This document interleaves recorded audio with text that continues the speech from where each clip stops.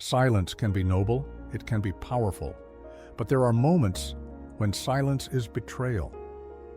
The Stoics taught the value of restraint, of mastering your emotions and choosing your words with intention, but they never said you must always stay quiet, because sometimes silence is surrender. Sometimes silence makes you complicit. What happens when you stay silent in the face of injustice? When your boundaries are crossed and you say nothing? When the truth is buried and you refuse to speak? Are you preserving peace or abandoning your power? In this video, we reveal 6 situations where silence is not strength, but self-betrayal. And if you want to live with purpose, courage, and integrity, you need to know when to speak, no matter the cost.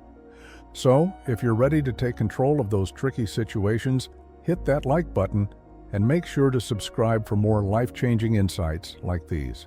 Trust me, you don't want to miss what's coming next. And now, let's begin. 1. When your integrity is challenged.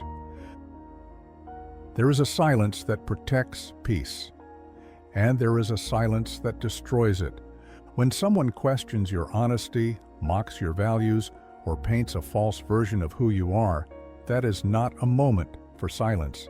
That is a moment for courage. A Stoic would tell you, if you don't stand for something, you will fall for anything. Integrity is not loud, but it is firm. It doesn't need applause, but it does demand defense. When your principles are misrepresented, when your name is dragged into dishonor, when your truth is twisted to serve another's lie, silence is no longer noble. It's dangerous. I learned this lesson the hard way. There was a time I stayed silent when my intentions were questioned. I thought, let it pass.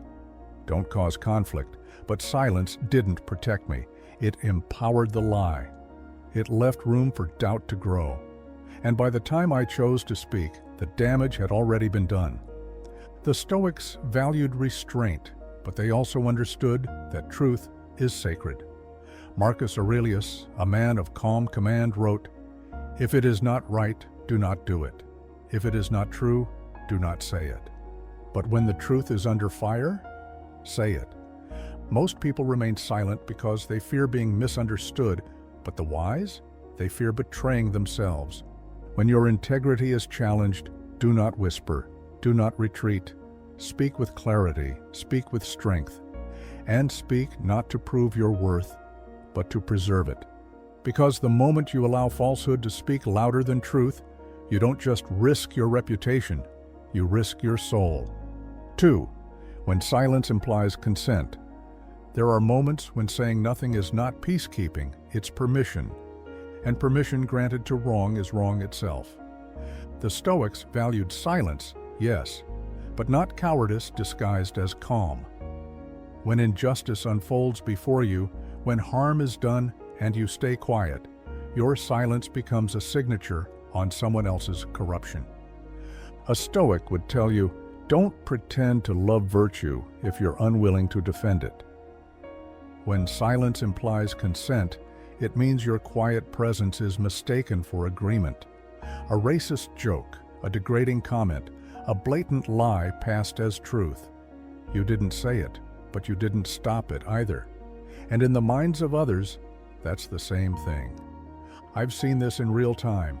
Someone speaks harm, everyone laughs nervously, but no one pushes back.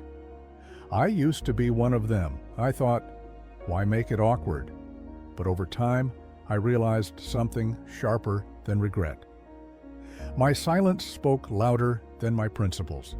Marcus Aurelius once wrote, "What is not good for the hive is not good for the bee." The health of our character is tied to the integrity of our communities, and integrity dies when good people stay quiet. Most people stay silent to keep things smooth, but the wise, they speak to keep things right. So when silence implies consent, break it, not with anger, not with ego, but with calm, unshakable truth. Say the thing others are afraid to say. Challenge what should not be accepted. Because if your silence protects the wrong, you are no longer neutral. You are part of the damage. 3. When a loved one is in danger. There are few trials that test our emotional composure more deeply than seeing someone we love in danger. Whether it's illness, an accident, or simply the looming threat of harm, the instinct to panic is almost immediate. Our hearts race, our thoughts spiral. We want to do something, anything, to change what feels uncontrollable. But Stoicism does not ask us to be indifferent to the suffering of others. It asks us to be effective in our response. When a loved one is in danger, the Stoic first distinguishes between two realms, what is within their control and what is not. This is not an act of emotional detachment, but of practical clarity. As Epictetus wrote, some things are up to us and some are not. Worry, fear, and helplessness, all natural emotions, are acknowledged but not obeyed. They are not allowed to cloud action. The Stoic mindset asks, what can I do that is useful, measured, and in accordance with virtue? If your presence is needed, be present, fully and without panic. If your decision-making is required, make decisions calmly and wisely. And if there is truly nothing you can do in the moment, then turn inward. Pray, reflect. Offer strength through your steadiness, not through your fear.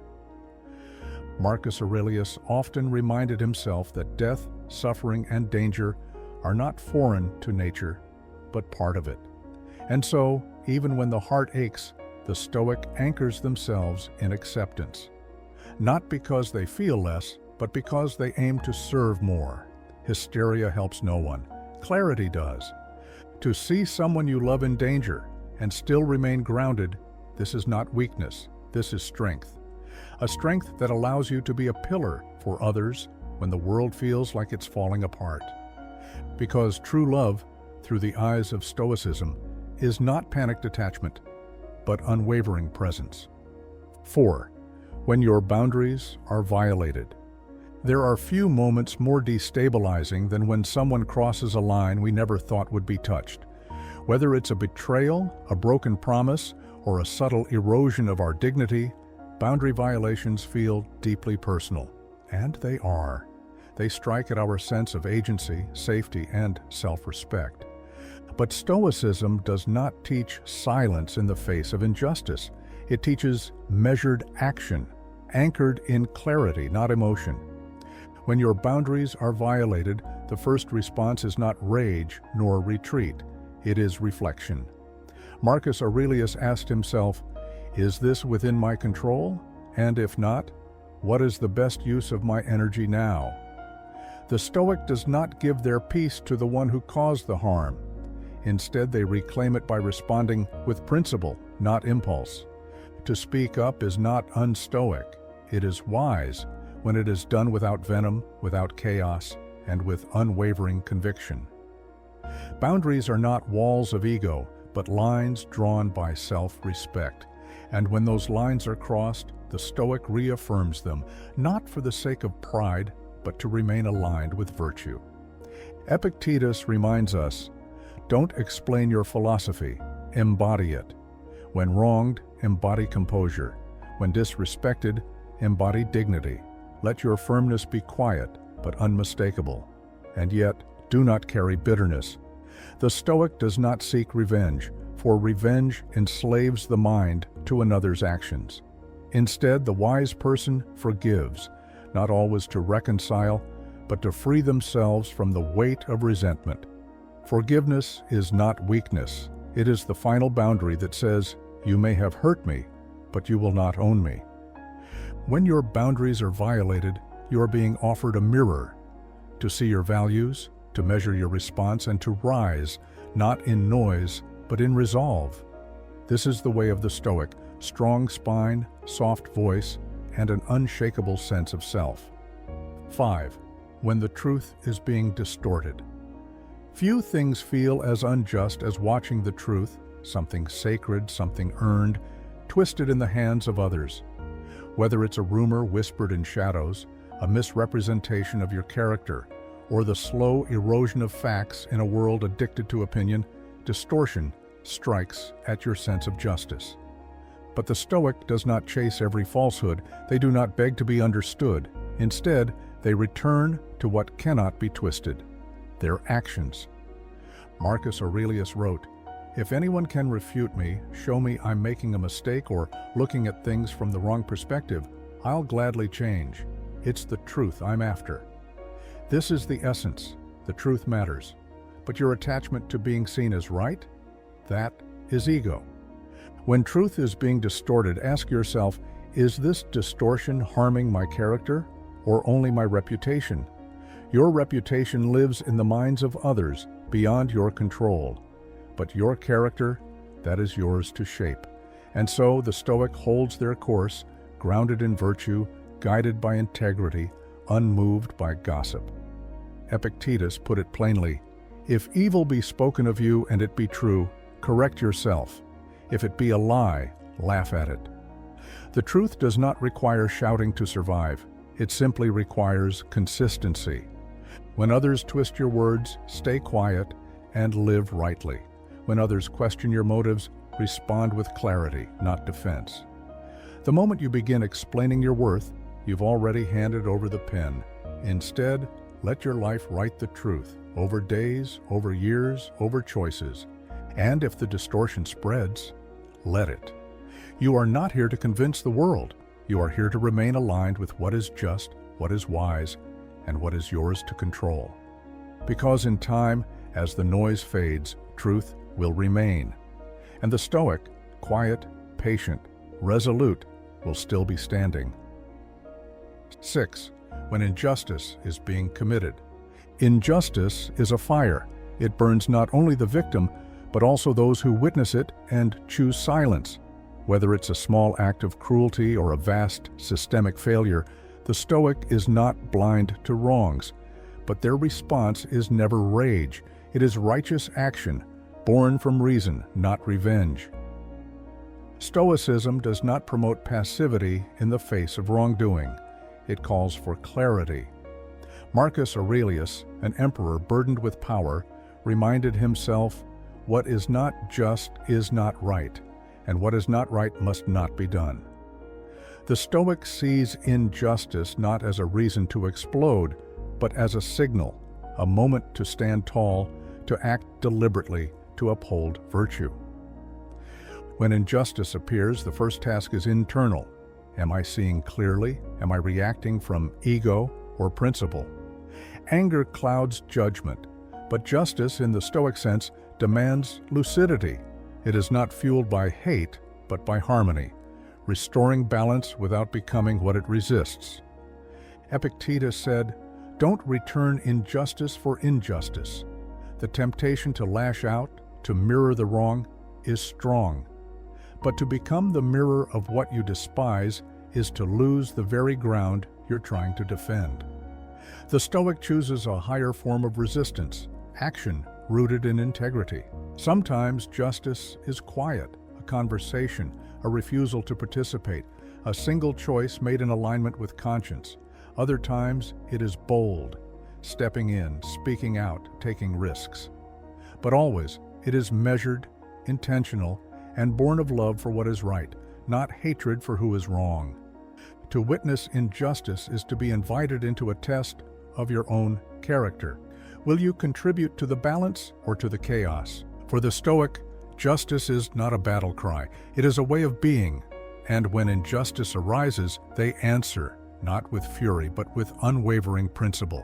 Conclusion: life will test you, not once, but many times. Through danger to loved ones, the violation of your boundaries, the distortion of truth, or the witnessing of injustice, you will be called to respond. And how you respond will define who you are.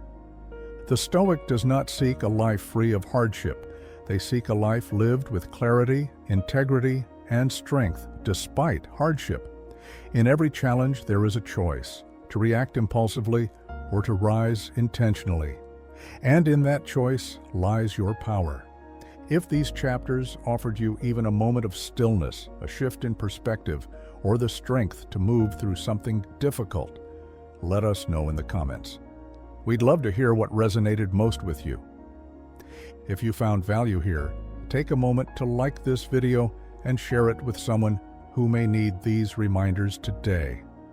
And if you haven't already, subscribe to the channel, because every week we walk deeper into the wisdom that has endured for centuries. This isn't just a philosophy, it's a path. So stay steady, stay grounded, and above all, keep walking the Stoic Pathway.